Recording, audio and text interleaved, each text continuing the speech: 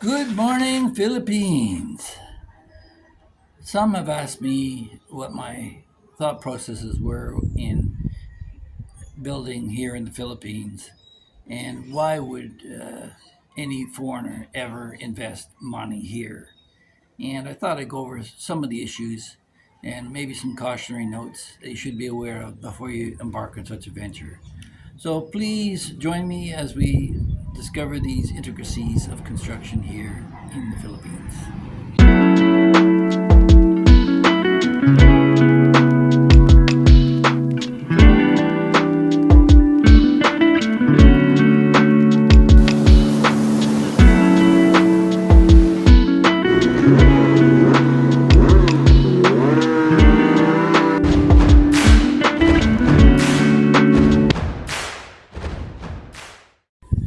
So before I get started, let me just start out by saying that I'm no stranger to Southeast Asia. Before I came to the Philippines, I spent several years in Thailand as well, where we built a school and I helped them out with that in Pennies for Papa years ago. But when I came here, I was really awakened in Makati when I was robbed uh, in broad daylight at 10:30 in the morning of a gold necklace that I foolishly wore around my neck. And it was my own fault because I should have been more aware of my surroundings. And sometimes you have to learn a lesson more than once.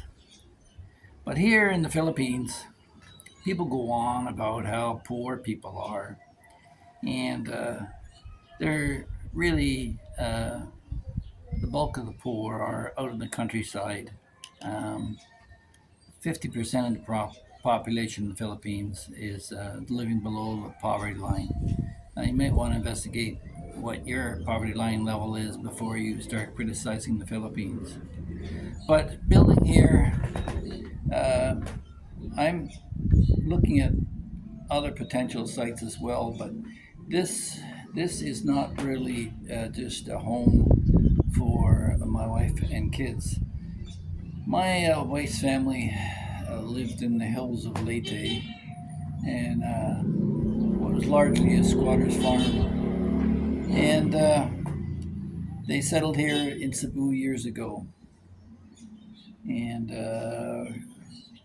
my wife came here when she was 13 years old. I met her when she was 23. And I visited the family up there in the mountains of Leyte and realized that they're subsistence farmers. They had a caribou, a few goats, a few pigs, and chickens.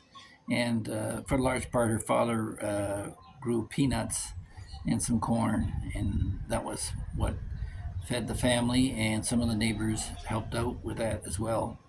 So that was their base of where they came from. But here, in this instance, when I first considered building in the Philippines, people warned me right off the bat, you can't own land in the Philippines, so why would you do such a thing? Well, if I only had my narcissistic self to worry about, I probably never would have. But as time and fortune would have it, my wife and I had two children, Bella and Bo, and I wanted to make sure that I could secure their future somehow, as time and nature may not permit for me to be here right till they grow into adulthood. So, with that in mind, I thought what would be the best way to secure the future. Now, I've seen other expats building out in the provinces or even close by to major centers, but there again, they have to construct walls around their construction site. Uh, Many of them have guard dogs, barbed wire, etc., around their individual home, guarding against hopefully intrusion. But um, we had initially bought a townhouse here in Cebu, and when I first married my wife, and we settled here for a few years, and I was going back and forth between Canada, still working, and here. Every summer I go back to Ontario and build swimming pools and maintain swimming pools. And then every winter I'd come here until COVID hit and found myself stuck on the wrong side of the ocean for 2 years. Uh, Not worrying about my wife being left by herself because her family was close by. But when Typhoon Odette hit as well, and I couldn't communicate with them for a few weeks, that was quite an emotional event and a lot of worry. Will it be okay? So I thought long and hard about how I could maybe mitigate any future risk of a typhoon or an earthquake, and how could I protect my family for the future in terms of children being able to obtain a college degree if they so wished, or future training later on, but to provide some economic wealth for the family. So I started liquidating some of my projects in Canada, and decided I was going to invest here. Now, I'm still looking for land for recreational purposes. Uh, Up the coast, maybe 400 or 500 acres would be nice. Not acres, excuse me, square meters. 400 or 500 acres, yeah. No, I can't afford that. But if I were to do that, would I build a house of such a design and scale as this one? Absolutely not. And I would caution anybody who would, because if you were to build this house out in the provinces, you would be a target for sure. Because even here within the complex, people are already making comments referring it to as the White House and other uh, obvious statements that of envy and desire. So Um, I'm built. I built this place within a designated uh, townhouse condominium site, and it's got armed security guards with concertina wire, uh, two gates to get into the front entry, and patrols with security cameras, CCTV. So that's all going on as well. Plus, the people that live within the complex are looking for that level of security as well. So they look out for each other's kids, and in large part, the children here are of an economic class, middle class Filipinos, I'd say, who are getting an English language education, and they're also learning Tagalog and Cebuano. So they'll all be trilingual. In my kids' case, if they hold on to their French, they'll be quadlingual, but or multilingual if you like. Um, so that's an enrichment of their education as well.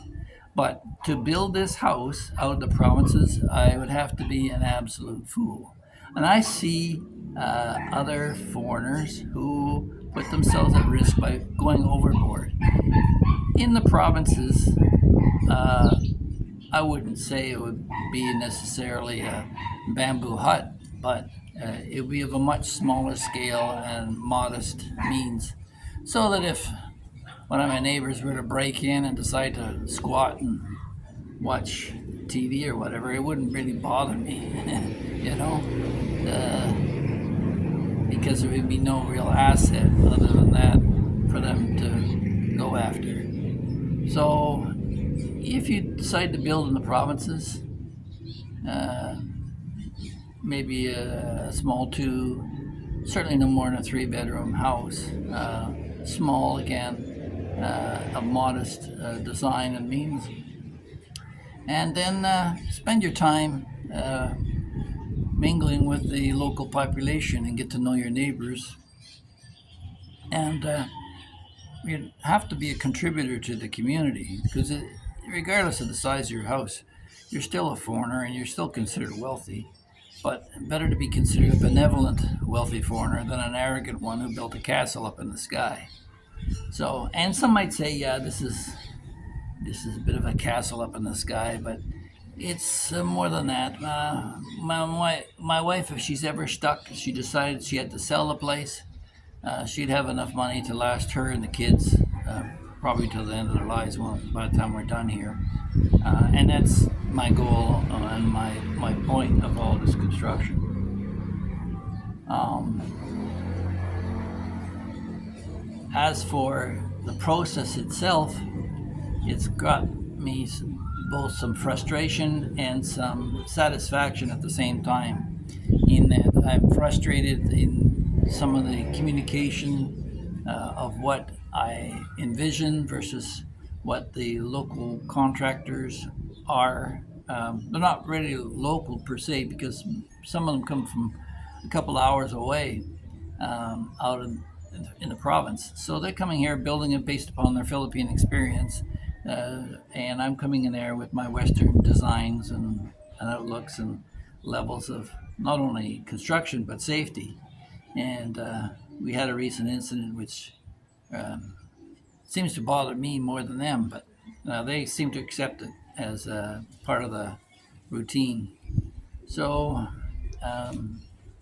well, that's the frustrating part about it. The most satisfying part is that there's a dozen guys I know that I'm helping in terms of gainful employment, and hopefully some pride in their workmanship. Um, when when a subcontractor comes in and takes shortcuts, and I pointed out to them, they understand that I'm looking for a quality construction, and we have taken no shortcuts in terms of the strength of the rebar or the concrete or any of that. We sent bricks back which didn't match up with our qualifications. And I had to educate myself as well about the nature of the brick construction here, because in Canada we have hollow block concrete construction, but they're hollow block. They're empty in the shell. There's only sealed between the bricks, and the hollow is designed as insulation. But here, they fill those hollows with concrete, and they put rebar through the brick as well, which only fortifies the wall all the more. Now, the original contractor, when he designed this place, yeah, he was a developer. He took shortcuts. He put basically gypsum board over the top of some flimsy steel studs. That's fine for the ceiling, maybe, but my at the time 7-year-old boy could easily put his foot through the wall, and he did so a few times. Not even here, but also at some of the neighbors. So we'll have to rectify that. I haven't heard back from them on when we can get in and do those repairs. But yeah, if the construction's so flimsy initially, and that's what they are used to, they kind of raise their eyebrows and say, well, what are you worried about? It's good enough for us. Well, if you've grown up in the hills somewhere with not even bamboo, but some of them just have tarpaulin screening around the perimeter of what their homes are, and this concrete block construction is a fortress, a castle to them. But my son won't be putting his foot through it anytime soon. So there's that, as well as the level of quality. It's not a situation of that's good enough, but maybe pay a bit more, which again raises eyebrows. Why would you pay that kind of money for something? Well, because the whole principle here is it's not just a house, but it's also an investment. If and when we ever do sell this house, whoever's buying it will know that this is the best built house by far in the whole subdivision. Heck, we're the only ones who ever did any soil testing before we started construction. So that was caught in one of the early videos you can see on my construction series. So as far as the principle behind building this house, it's not just a house, it's an investment, it's insurance. I'm 71 now, and I had one grandmother died at 59, one died at 73 at my feet, and my grandfather on my father's side died at 66. So um, I'm basically on overtime anyway, if you factor in all that. And I try to stay healthy, and my wife tries to keep me healthy, but who knows what tomorrow brings.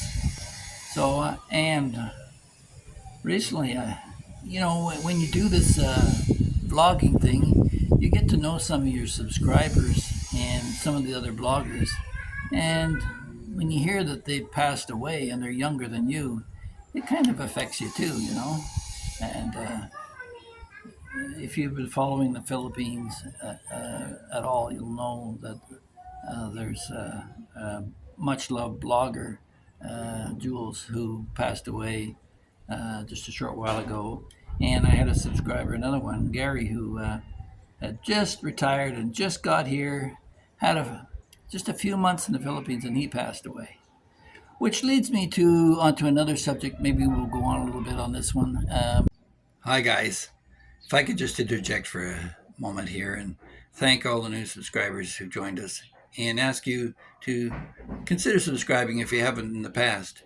It costs you nothing, and try it out. See what the topics I cover if it's of interest to you. Yeah, hit that like button and the subscription button and the notification bell so you don't miss out on anything. And that has to do with why I don't really intermingle much with other expats. First of all, I am a bit of a lone wolf. That's the nature of my life and what's happened in the past. And when you've been betrayed so many times, you're much more hesitant. But it's not by anything deliberate by any means on this part, because I found that for the most part, expats, they last about 7 years here in the Philippines, and then they go home. They go home for various reasons. Some of them just get tired of it and drift off. Some of them move on to other greener pastures in different countries. Some can't take the heat. Some complain until their complaints overwhelm them and they move on. And then some get sick and run back to their countries. And I came here to retire and live here permanently until the day I'd go. And I know that I'd be far better off meeting and getting to know the Filipino than the expat, because they're far more likely to stick around. And I also know their principles being of Christian values, whereas I don't know what's come across the skies or the ocean from Western countries. Many run away to escape their problems, but end up bringing them here. So, do I really want to get involved in that? And that's why I give a hats off to Philly of the Philippines, Brian, the other day, because he'd had enough of Angeles and realized maybe he'd be better off in the provinces, and he took the plunge. Congratulations. So, yeah, in terms of coming and living here in the Philippines permanently, for many of you it would be a pipe dream, because things will unveil themselves over time here that will eat away at many of you. I've fallen asleep in the tiger reserves and gone down the Mekong River, where I had to paddle my way in the boat amongst the mangrove trees at low tide, and different adventurous things. And I remember the last tour I took was with a bunch of guys on Stray Adventures, a Australian travel agency that works here in Southeast Asia, and they have excellent tours. But a lot of these guys were kids, and they looked at me kind of surprised why I would be hanging out with them when I'm their father's age, and they'd be staying at a five-star hotel. I've stayed at five-star hotels before. It's nothing big. When your eyes are closed, you don't know any difference. So life is what you make it, and you got to go with your eyes open and part of this whole channel is getting to know the Filipino and new resident point of view from other bloggers, subscribers, and viewers. And I appreciate all the comments that we've had, and appreciate your input. I frequently say that I learn far more from you guys than you'll ever learn from me. So I hope you'll consider subscribing to the channel, and maybe we'll catch you in the next one. Have a great day.